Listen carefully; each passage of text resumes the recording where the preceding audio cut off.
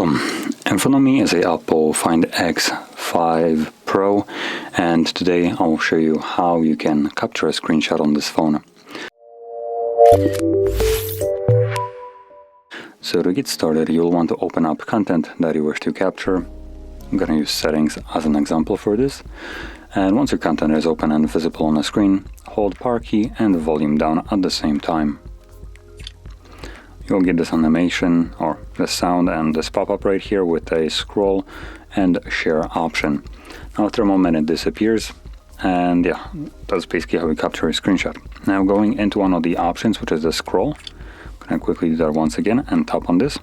And this, as you can see, shows you that you can capture a longer version of a screenshot. So it starts the screenshot from the moment that you can see at the top, and then starts scrolling down however far down it can. Now it does scroll it automatically on its own, but it can, as you've seen, I have done stop it by tapping on the screen, and you can also scroll it down yourself. Once you have done so, you can select done, click on the checkbox, and this will save our screenshot into the gallery application. So let's open up photos, and in here you should be able to find our scrollable screenshot. So there it is, and also the normal one. And that is how you can capture your screenshots.